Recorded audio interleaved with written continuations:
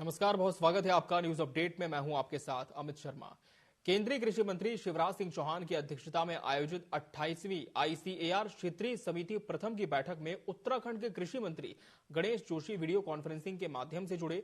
कृषि मंत्री गणेश जोशी ने क्षेत्रीय समिति की बैठक में कृषि के क्षेत्र में प्रदेश की निम्न समस्या पर शोध किए जाने पर अपने महत्वपूर्ण सुझाव दिए।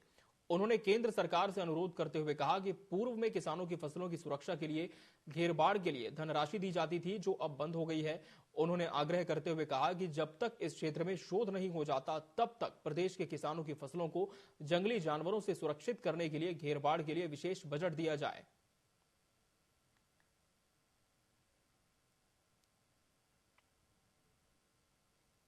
आज भारतीय कृषि अनुसंधान परिषद की क्षेत्रीय समिति एक की एक बैठक आयोजित की गई थी, जिसमें आईसीआर के सभी वैज्ञानिक, सभी प्रदेशों के मंत्री व अधिकारीगण थे।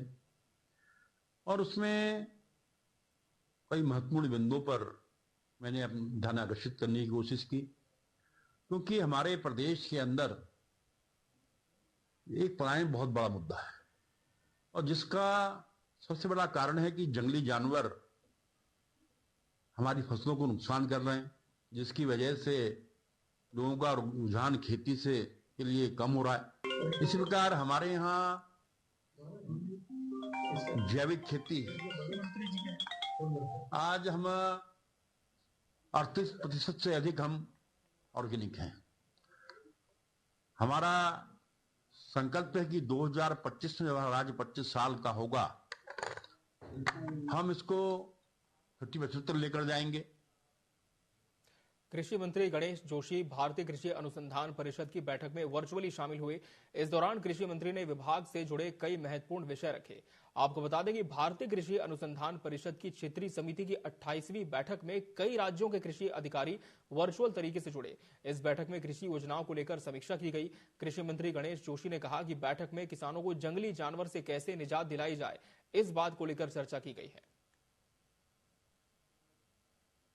आज भारतीय कृषि अनुसंधान परिषद की क्षेत्रीय समिति एक की एक बैठक आयोजित की गई थी, जिसमें आईसीआर के सभी वैज्ञानिक, सभी प्रदेशों के मंत्री व अधिकारीगण थे। और उसमें कई महत्वपूर्ण बिंदुओं पर मैंने अपना ध्यान आकर्षित करने की कोशिश की, क्योंकि हमारे प्रदेश के अंदर एक पलायन बहुत बड़ा मुद्दा है और जिसका सबसे बड़ा कारण है कि जंगली जानवर हमारी फसलों को नुकसान कर रहे हैं, जिसकी वजह से लोगों का रुझान खेती से के लिए कम हो रहा है। इसी प्रकार हमारे यहाँ जैविक खेती आज हम 38% से अधिक हम ऑर्गेनिक हैं। हमारा संकल्प है कि 2025 में जब राज्य 25 साल का होगा, हम इसको 50% तक लेकर जाएंगे। केदारनाथ विधानसभा के उपचुनाव के लिए मतगणना पूरी तैयारी से हो चुकी है। प्रदेश के अपर मुख्य निर्वाचन अधिकारी विजय कुमार जोगदंडे ने बताया कि सुबह 8 बजे से ऊखीमठ में मतगणना की शुरुआत होगी, जिसको लेकर तैयारियां पूरी है। साथ ही सुरक्षा को ध्यान में रखते हुए पूरे मतगणना स्थल को 3 जोन्स में बांटा गया है। मतदान कर्मियों को मतगणना के लिए ट्रेनिंग की प्रक्रिया भी पूरी हो गई है।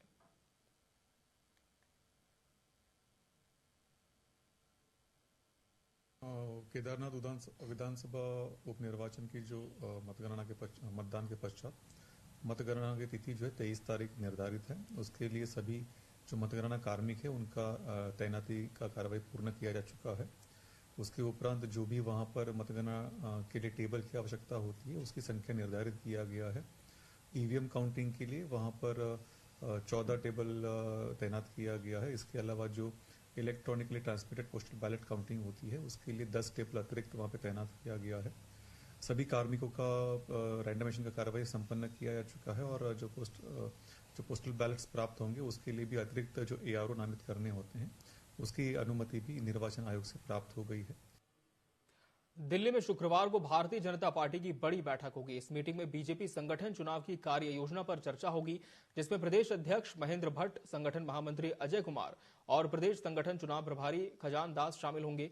भाजपा प्रदेश मीडिया प्रभारी मनवीर चौहान ने बताया कि भारतीय जनता पार्टी का संगठन पर्व पहले सदस्यता अभियान के रूप में चलाया गया और अब आगामी संगठन के चुनाव होने हैं, उसको लेकर बैठक में कार्य योजना पर चर्चा होगी। मनवीर चौहान ने कहा कि आगे मंडलों का चुनाव होगा, जिलाध्यक्ष, फिर प्रदेश और फिर राष्ट्रीय स्तर पर संगठन के चुनाव होंगे, जिसको लेकर कार्यशाला का भी आयोजन आज दिल्ली में होगा।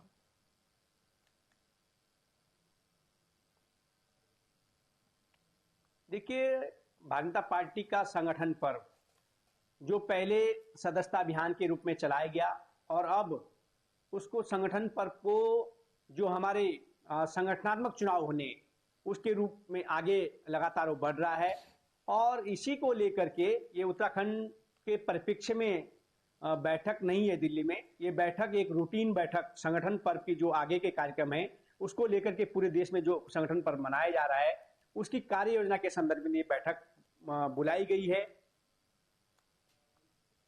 पूर्व मुख्यमंत्री हरीश रावत ने केदारनाथ उपचुनाव में मतदान के बाद मीडिया से चर्चा के दौरान कहा कि केदारनाथ में कांग्रेस का माहौल है और केदारनाथ में भी जीतने हम जा रहे हैं। रावत ने आगे कहा कि सत्ता पक्ष पर पैसे और शराब के दम पर चुनाव जीतने की कोशिश की, पर कांग्रेस ने एकजुट होकर अपने प्रत्याशी का चुनाव लड़ाया।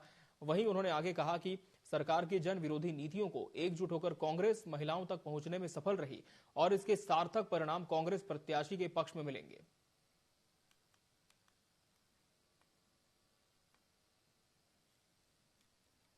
और ये नाराजगी उसी लाइन पर है जिस लाइन पर श्री बद्रीनाथ जी में थी और कांग्रेस ने इस नाराजगी को कितना गांव-गांव तक पहुंचाया है, विशेष तौर पर महिला वोटर्स पर पहुंचाया है, उस पर हमारी जीत और जीत का मार्जिन निर्भर करता है। सामान्य वातावरण जो है हमारी जीत का है। खाद्य मंत्री रेखा आर्य की रायपुर स्थित स्पोर्ट्स कॉलेज में बैठक आयोजित की गई, जिसमें प्रदेश के राशन डीलर्स की विभिन्न समस्याओं के संबंध में विस्तार से चर्चा की गई। बैठक के संबंध में विभागीय मंत्री रेखा आर्य ने कहा कि राशन डीलरों को कोविड काल के दौरान का लाभांश और भाड़ा अब तक नहीं मिल पाने के संबंध में उन्होंने अवगत कराया। साथ ही उन्होंने ये भी स्वीकार किया कि विभाग के सतत प्रयास से राशन डीलरों को 21 माह का भाड़ा और लाभांश प्राप्त हो चुका है, जबकि 7 माह का बकाया अभी बाकी है, जिसको लेकर विभाग प्रयासरत है और भारत सरकार के खाद्य सचिव से भी लगातार इसको लेकर पत्राचार जारी है।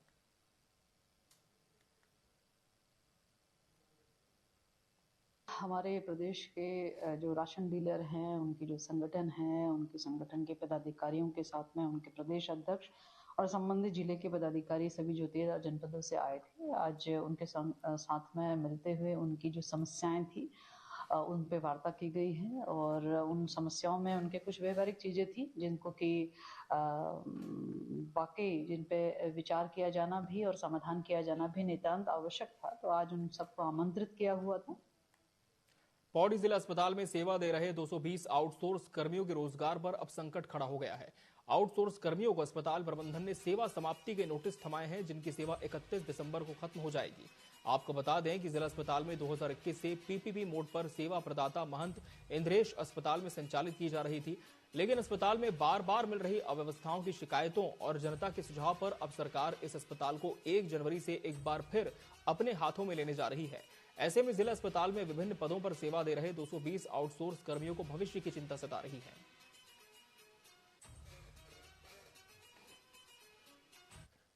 इंद्रेश हॉस्पिटल आया है, हम लोग यहाँ पे 4 साल से हैं, तो 220 के करीब यहाँ पे है जो कि लोकल ही लोग हैं यहाँ पे।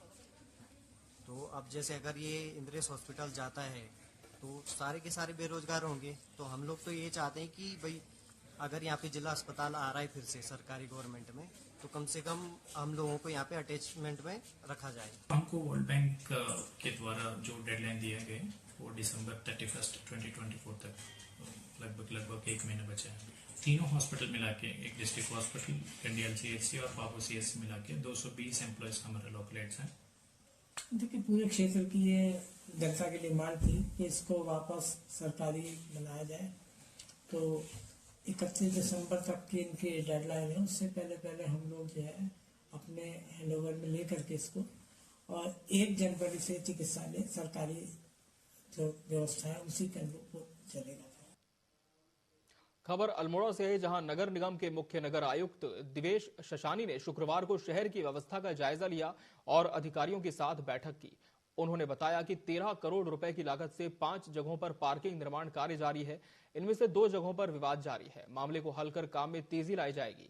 साथ ही दिवेश शशानी ने निर्धारित समय सीमा के भीतर पार्किंग का संचालन सुनिश्चित करने का आश्वासन दिया है। पहली बात, जो हमारी कुछ ऐसी पार्किंग्स है जो केएमयू स्टेशन हो गया, जो हमारा गर्ल्स एंट्री कॉलेज के पास है, उनमें कुछ कोड का विवाद है, तो उसमें हम एग्जैक्टली टाइमलाइन का कमेंट नहीं कर सकते, परंतु जिला प्रशासन द्वारा उन केसेस को अर्जेंट हियरिंग के लिए डाला गया था और जो भी स्टेक होल्डर्स उनके साथ भी लगातार चर्चा की जा रही ताकि इनको भी जल्दी खत्म किया जाए और हमारी जो पार्किंग्स है वो जल्दी बन पाए, जिससे कि हमारे यहाँ पे जो ट्रैफिक कंजेशन की कुछ इश्यूज है थोड़ा रिजॉल्व। खबर पौड़ी से है, जहां निर्वाचन विभाग ने आगामी नगरीय निकाय चुनाव की तैयारी शुरू कर दी है। विभाग ने नगरीय निकाय चुनाव के लिए पौड़ी जिले में बनाए गए 129 मतदान केंद्रों में से 66 मतदान केंद्र संवेदनशील और 11 अति संवेदनशील मतदान केंद्र चिन्हित किए हैं। इस बार 1,72,856 वोटर नगर निकाय चुनाव में मताधिकार का प्रयोग करेंगे। जिला निर्वाचन अधिकारी ने संबंधित अधिकारियों को समय रहते मतदान केंद्र, मतगणना केंद्रों में बिजली, पानी, शौच समेत सभी व्यवस्थाएं समय पर दुरुस्त करने के निर्देश दिए हैं। हमारी तैयारी बैठक थी जिसमें आरओज, एआरओज, आपके एसडीएम्स और अन्य महत्वपूर्ण पदाधिकारियों को जो कि निर्वाचन का कार्य करवाने वाले, उन सभी लोगों को डिटेल में इंस्ट्रक्शंस दिए गए और उनकी तैयारियों की समीक्षा भी की गई। और जिस तरीके से हमारे लगभग 108 मतदान केंद्र कोटद्वार में बन रहे हैं और अन्य स्थानों पर भी हमारे जो केंद्र बन रहे हैं, परिवहन की व्यवस्था की जानी है या टेंडर से रिलेटेड दूसरी जो हमारी तैयारियां हैं, तो उन सारी चीज़ों का एक बार रिव्यू किया गया और उन्हें इम्पोर्टेंट इंस्ट्रक्शंस दिए। रामनगर की बात करेंगे, जहां कॉर्बेट पार्क से सटे रामनगर वन प्रभाग और तराई पश्चिमी वन प्रभाग में नेचर गाइडों को भर्ती के लिए बीएससी, बीएड, बीए उच्च शिक्षा वाले अभ्यर्थियों ने भी आवेदन किया है। यह आवेदन नेचर गाइड भर्ती के लिए है। 10वीं कक्षा पास की पात्रता है। रामनगर वन प्रभाग और तराई पश्चिमी वन प्रभाग दोनों ही विभागों में 186 नेचर गाइड के पदों के लिए लगभग 3600 लोगों ने आवेदन किया है, जिसमें तराई पश्चिमी में 150 नेचर गाइडों की भर्ती के लिए 3000 अभ्यर्थियों ने आवेदन किया है। रामनगर वन प्रभाग में 36 नेचर गाइडों की भर्ती में 600 अभ्यर्थियों ने आवेदन किया, जिसमें अधिकतर उच्च शिक्षा वाले अभ्यर्थी शामिल हैं। कुछ लोगों को जो फॉर्म रिजेक्ट हुए और बाकी लोगों को इंटरव्यू के लिए बुलाया गया था, तो उसमें सारी प्रक्रिया लगभग पूरी हो चुकी है। इंटरव्यू वगैरह हो गए उनके और सारी चेकिंग रीचेकिंग के बाद हम लोग एक स्थिति में पहुंच गए कि हम लगभग अब किसी भी समय रिजल्ट निकाल सकते हैं उसका। तो रिजल्ट उसमें यह है कि जो कांटों में हमारे 50 गाइड पहले से थे, उनके बदले में 50 गाइड और उसके अलावा 10 गाइड जो हम फुल डे के लिए कर रहे हैं उसमें 10 गाइड और उसके साथ में लगभग 25 लोग जो है वेटिंग में। इतने लोग हम पाटों के लिए रखेंगे और इतने ही लगभग जो है हाथी डगर के लिए रखे जाएंगे। उत्तराखंड राज्य में 38वें राष्ट्रीय खेलों का आयोजन 28 जनवरी 2025 से 14 फरवरी 2025 तक किया जाना प्रस्तावित है, जिसके दृष्टिगत उत्तराखंड राज्य के खिलाड़ियों के उत्कृष्ट प्रदर्शन के उद्देश्य से आयोजित होने वाले विशेष प्रशिक्षण शिविरों की कार्य योजना के साथ साथ वित्तीय स्वीकृति और व्यय की स्वीकृति शासन की ओर से प्रदान की गई है। प्रदेश की खेल मंत्री रेखा आर्य ने कहा कि संशोधित शासन आदेश से आयोजित प्रशिक्षण शिविर में हमारे खिलाड़ियों को लाभ मिलेगा। उन्होंने कहा कि विभिन्न खेलों में विशेष प्रशिक्षण शिविरों का आयोजन करने के लिए आवास व्यवस्था, भोजन भत्ता, स्पोर्ट्स किट, यात्रा भत्ता, विविध व्यय इत्यादि पर होने वाले व्यय मानकों में निम्नानुसार संशोधन किया गया है।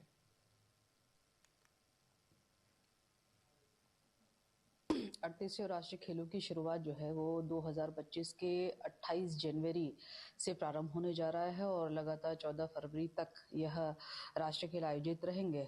तो उसके निमित्त, उसकी तैयारियों के निमित्त में कुछ चीज़ें जो बहुत आवश्यक थी, जिसके दृष्टिकोण से आगे चल के उत्तराखंड जो है अधिक से अधिक मेडल ला सके, हमारे खिलाड़ियों को और अच्छी सुविधाएं मिल सके।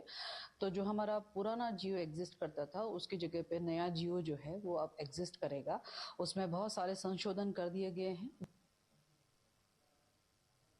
उपनल कर्मचारी संघ के मामले में हाईकोर्ट ने मुख्य सचिव से जवाब तलब किया है। दरअसल उपनल कर्मचारी संघ के अवमानना याचिका पर हाईकोर्ट में सुनवाई हुई, जिसके बाद हाईकोर्ट ने सरकार से जवाब मांगा है। हाईकोर्ट ने पूर्व में उपनल कर्मचारियों के पक्ष में फैसला सुनाया था, लेकिन राज्य सरकार ने उस पर अमल नहीं किया, जिसके बाद अब हाईकोर्ट ने सरकार से जवाब मांगा है। इसी को लेकर नेता प्रतिपक्ष यशपाल आर्य ने सरकार पर हमला बोला। आर्य ने कहा कि सभी को न्यायालय के आदेश का पालन करना चाहिए, लेकिन सरकार लगातार न्यायालय के आदेशों की अनदेखी कर रही है। उन्होंने कहा कि सरकार को उपनल कर्मचारियों की मांग को मानना चाहिए।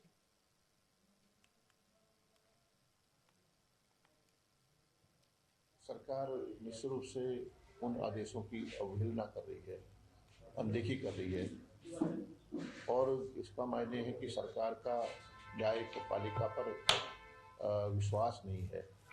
और ये विषय जो आपने कहा कि उपनल कर्मचारियों को माननीय उच्चतम न्यायालय से उन्हें ड्यूटी देने का फैसला किया गया है और यह दोबारा पुनर्विचार याचिका दाखिल कर रहे हैं, विधिक परीक्षण लेने की बात कर रहे हैं। खबर जोशीमठ से है, जहां के परसारी ओचा में भालू का सिर कनस्तर में फंस गया, जिसकी सूचना मिलने के बाद वन विभाग की टीम मौके पर पहुंची और भालू के सिर में फंसे कनस्तर को निकाला। दरअसल भालू खाने की तलाश में आबादी वाले क्षेत्र में आ गया और कनस्तर में उसका सिर फंस गया, जिसके बाद वन विभाग की टीम ने बड़ी मशक्कत के बाद सिर में फंसे कनस्तर को बाहर निकाला।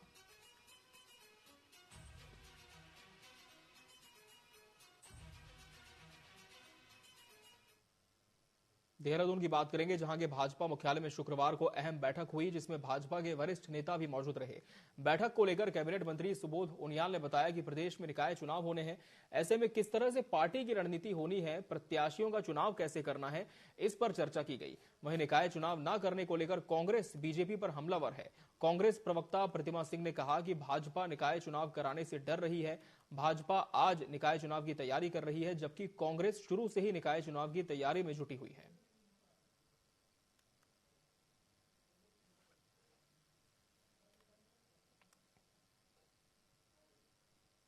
राजनीतिक दल है भारतीय जनता पार्टी और निकाय चुनाव होने राज्य में होने हैं, किस तरह से निकाय चुनाव लड़े जाएं, जीतने की क्या रणनीति है, उसको लेकर चर्चा हुई। कि भारतीय जनता पार्टी के निकाय चुनाव को लेकर के अगर कोई तैयारियां होती तो इतनी बार डिले टैक्टिक नहीं अपनाते। वो जिस तरीके से हाई कोर्ट ने भी आदेश दिया था कि अक्टूबर एंड तक निकाय चुनाव संपन्न करे सरकार, और उन्होंने ना करा के फिर से प्रवर समिति का जो कार्यकाल बढ़ाने का काम किया है, वो एक तो आपने हाई कोर्ट की अवमानना करने का कार्य किया। दूसरी तरफ देखिए, भारतीय जनता पार्टी को ये पता है कि उन्होंने जो कार्य किए हैं उससे जनता खुश नहीं है।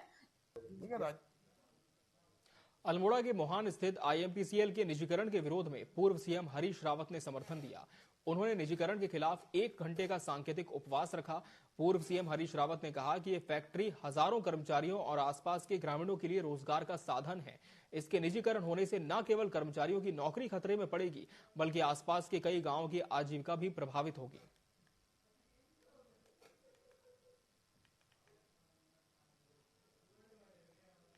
सारा पब्लिक सेक्टर खड़ा किया और इस पब्लिक सेक्टर ने भारत को औद्योगिकरण का रास्ता दिखाया, और आज ये नेहरू की देन को मिटाने पर लगी है सरकार। और यहाँ जो ये IMPCL है, ये हमारी शान है, शर्त का अभिमान है, हमारे रामनगर का स्वाभिमान है, हमारे गुल्लू, हमारे बेताल घाट सबकी हजारों लोग इससे आजीविका पा रहे हैं। कोई गाय का गोबर, भैंस का गोबर की डंग बना करके उसको बेचते हैं। यहाँ उधम सिंह नगर की बात करेंगे, जहां के खटीमा से मंडी समिति परिक्षेत्र में श्रम विभाग की लापरवाही सामने आई है।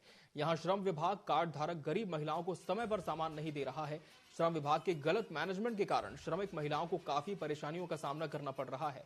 श्रम प्रवर्तन अधिकारी का कहना है कि अब महिलाओं को टोकन के माध्यम से बुलाकर सामान वितरित किया जाएगा।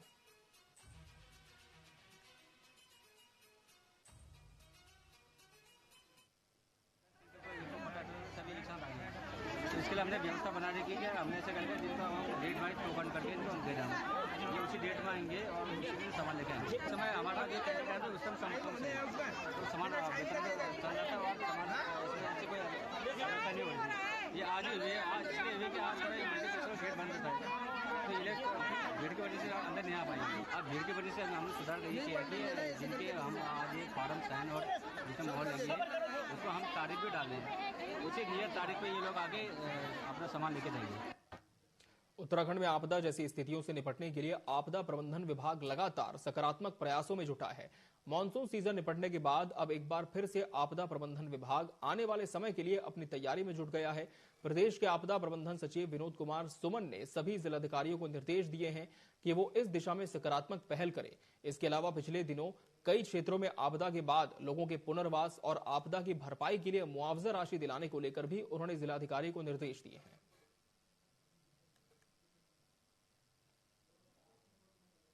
जनपदों को बहुत सारे प्रकार के उपकरण दिए गए हैं। अब चूंकि आपदा का सीजन निकल चुका है, अब हम लोग सभी जनपदों से यह अनुरोध कर रहे हैं कि जो भी उपकरण दिए गए हैं उसको एक बार पुनः चेक कर लें। जो उपकरण कार्यशील हैं उनको कार्यशील बनाए रखने के लिए जो भी ऑयलिंग, ग्रीसिंग या कोई रिपेयर मेंटेनेंस की आवश्यकता है उसको कर लें। जो उपकरण खराब हैं उसको मरम्मत कराने का कार्य करें। जो उपकरण की आवश्यकता उनको है उसका प्रस्ताव भेजें हमारे पास, ताकि हम उपकरण खरीदने के लिए उनको धनराशि दे सकें या उपकरण खरीद के दे सकें। इसके अलावा आपदा में जो नुकसान हुआ है उसके प्रस्ताव हमारे पास आ रहे हैं, कुछ प्रस्ताव जनपदों के पास गए हैं। देहरादून के ओएनजीसी चौक में हुए भीषण हादसे के बाद देहरादून पुलिस ने ट्रैफिक सिग्नल के समय में बदलाव किया है। एसएसपी अजय सिंह ने बताया कि देहरादून में अब तक 12 बजे तक ट्रैफिक सिग्नल खुले रहेंगे। यातायात व्यवस्था और सुरक्षा को देखते हुए ट्रैफिक सिग्नल का समय 2 घंटे बढ़ा दिया गया है। साथ ही उन्होंने कहा कि हर चौक पर स्पीड ब्रेकर बनाए जाएंगे, जिससे दुर्घटनाओं की संभावना कम की जा सकती है। ये जरूरत महसूस हो रही थी कि जो रात्रि में 10 बजे जो हमारी बात ट्रैफिक लाइट फ्री जाती जनरली जो हर जगह प्रोविजन रहता है उसको देखते हुए उसको 12 बजे तक बढ़ा दिया गया, जिससे कि ऐसे चौक चौराहे जहां पर तेज गति से वाहन निकलते हैं रात्रि में वो रेड लाइट देखकर या ग्रीन लाइट देखकर ही उसको क्रॉस करें, जिससे एक्सीडेंट की संभावना कम रहे। साथ ही साथ इसमें यह भी किया अभी रोड सेफ्टी कमेटी की बैठक में जिलाधिकारी महोदय की अध्यक्षता में हुई थी, जिसमें ऐसे जगह जेब्रा क्रॉसिंग जो मिट गए हैं, रंबल स्ट्रिप्स लगाने की बात हुई, जहां पर गाड़ियां जो है थोड़ी देर रुके, ऐसे चौक चौराहों पर उनकी स्पीड पर नियंत्रण रहे। और साथ ही साथ हम इसमें ड्रोन और इसके माध्यम से भी जो अभी हम चालान कर रहे हैं इसमें 2500 से ज्यादा जेब्रा क्रॉसिंग की और रेड लाइट जंपिंग की कार्रवाई भी की गई है। तो ये सभी प्रपोजल रोड सेफ्टी कमेटी में चले गए हैं। रेड लाइट का समय बढ़ा दिया गया। बाकी अन्य जो विभागों द्वारा किया जाना है, जेब्रा लाइन को फिर से बनाया जाना है, रंबल स्ट्रिप लगाई जानी है, वो काम भी मुझे लगता है 15 से 20 दिन के अंदर सभी ऐसे चौक चौराहों पर ये बन जाएगा। मसूरी में लोगों का वोटर लिस्ट में नाम न चढ़ाए जाने को लेकर शिफन कोर्ट, आईडीएच और पेट्रोल पंप के पास रहने वाले लोगों ने नगर पालिका में जमकर हंगामा किया। इस दौरान उन्होंने बीएलओ ममता राव के खिलाफ जमकर नारेबाजी की। इस मौके पर लोगों ने अधिशासी अधिकारी तनवीर मारवाह से मुलाकात कर बीएलओ ममता राव पर राजनीति से प्रेरित होकर काम करने का आरोप लगाया।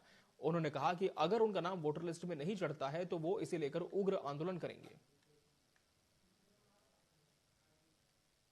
हम जो है मसूरी में रह रहे हैं, 3 पीढ़ी से रिक्शा खा रहे हैं। ये मेरी नाती सबसे छोटी सी नाती मेरा 18-20 साल हो गई और हमारा नाम जो है वोटों से कटाया तो नेताओं ने कटाया, जानबूझ के कटवाया। ये सोच रहे हैं कि मसूरी से चल जाए, हम जाने वाले नहीं, पर अपने लिए पेड़ नहीं लगा रहे, जेड कटा रहे हैं। एक किसी गरीब का पूरा करेंगे ना जो इधर ये मेरा नाती है सबसे छोटा, मेरे 3 नाती हो रहे, तीनों बेटे मेरे यहाँ इस मसूरी से पड़े।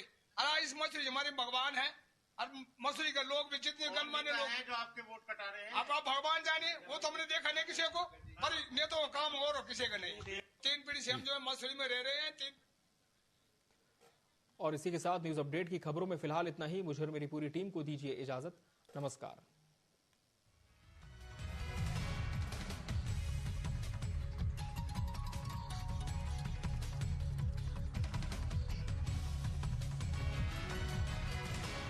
ये देखो एमपी में खजुराहो की बात निराली, मन को गदगद करने वाली, महाकाल की भस्म आरती, उज्जैनी की रस्म आरती। जय महादेवा शंख मंजीरे करते सेवा। मोहलिया रे मोहलिया रे मोहलिया रे। आप भी हिंदुस्तान के दिल में आइए और अपने दिल में छुपे सारे किरदार निभाइए। एमपी में जरा आगे देखो एमपी में। पूछने आम जनता के हाल, लेके उनके लिए ढेर सारे सवाल।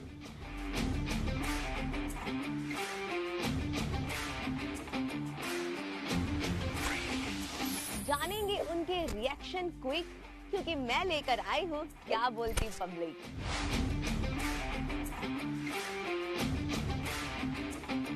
यहाँ होंगे बहुत सारे मजेदार क्वेश्चन एंड आंसर्स राउंड, और ऐसे आंसर्स मिलेंगे जिन्हें सुन के हंसना रोक नहीं पाएंगे आप। तो देखना ना भूलिए मेरे साथ क्या बोलती पब्लिक, सिर्फ TV24 पर।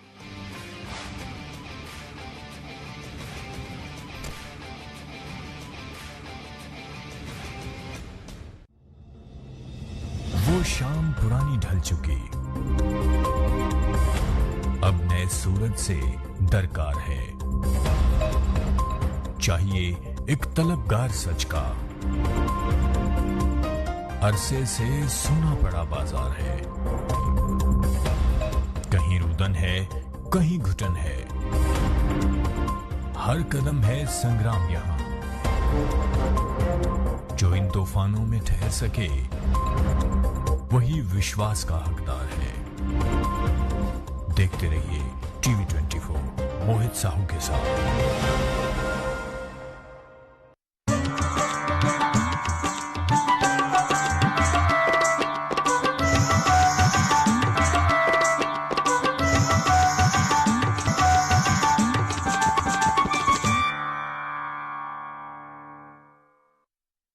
चाहे हो लोगों के अनेकों रूप, चाहे हो लोगों के अतरंगी तस्वीरें, या कुछ ऐसा जिसे देखकर चौंक जाएंगे आप, या हो जाएंगे हंसी से लोटपोट, आपको दिखाएंगे ये सब सिर्फ यहाँ। तो मैं अंकिता लेकर आ रही हूँ आपके लिए एक ऐसा स्पेशल शो जिसका नाम है वायरल 24, जहाँ पे होंगे सोशल मीडिया पर वायरल हुए हुए तमाम ऐसे मशहूर वीडियोस। तो देखना ना भूले हमारे साथ हमारा ये शो वायरल 24।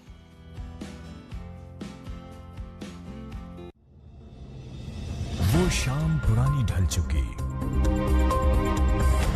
अब नए सूरज से दरकार है। चाहिए एक तलबगार सच का, अरसे से सुना पड़ा बाजार है। कहीं रुदन है, कहीं घुटन है, हर कदम है संग्राम यहाँ। जो इन तूफानों में ठहर सके वही विश्वास का हकदार है। देखते रहिए TV24 मोहित साहू के साथ।